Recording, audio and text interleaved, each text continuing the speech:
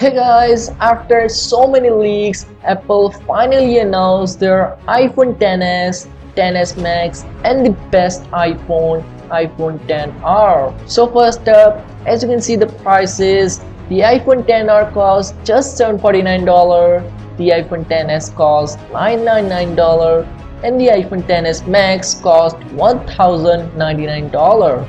So let's talk about what features they came with and why the iPhone XR costs $250 cheaper than the iPhone XS and how capable it is and how less it is missing on the features. So all iPhones has this same design, same Face ID design, including the iPhone XR, which is $250 cheaper than the $1,000 iPhone XS. You get the same Face ID, you get the same chipset on all three iPhones, which is the A12 Bionic, a 7nm process chipset.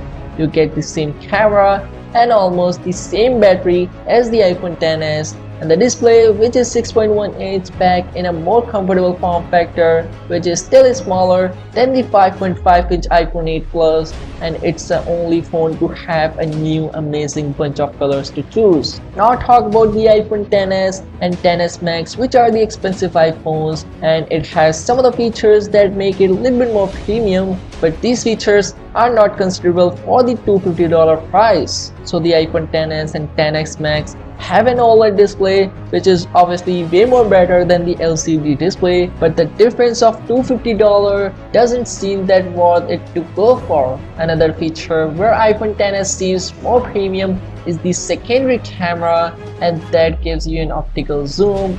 And the last best feature you can get on an iPhone XS Max, and that is its battery. But the iPhone XR also have a good battery as well. According to Apple, it's gonna have 1 hour and 30 minutes plus more battery time than the iPhone 8 Plus, while the iPhone XS has only 30 minutes plus of time than the iPhone X, and the iPhone XS Max has 1 hour 30 minutes plus of time than the iPhone X. The best upgrade over the iPhone X in the iPhone XS is the processor.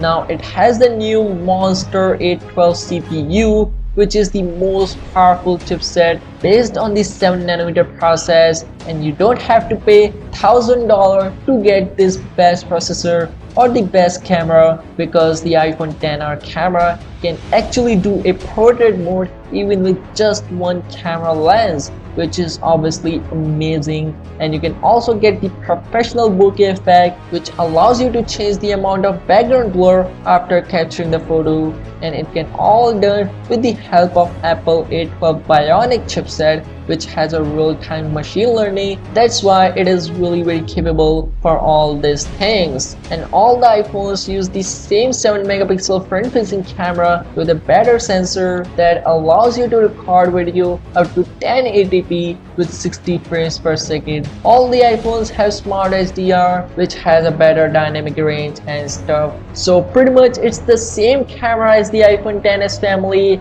except a telephoto lens. So seems like the iPhone XR is the best iPhone ever. You get the same notch design, same Face ID sensors, same camera features, almost same battery life, and a new range of colors including red, blue, coral, yellow, white, and black. And you can get all of this in $250 cheaper price than the iPhone XS. So the iPhone XR is the best iPhone here, but it is a month delayed, and it seems like the roles are reversed this year. The iPhone XS and XS Max are the last year's iPhone 8 and 8 Plus, where the iPhone XR is the real phone that everyone deserved. So this is Apple's strategy, that they want you to go for the XS family because that's what's gonna be available right now. And you'll be able to pre-order the iPhone XR on October 19th, and units will ship out on October 26th.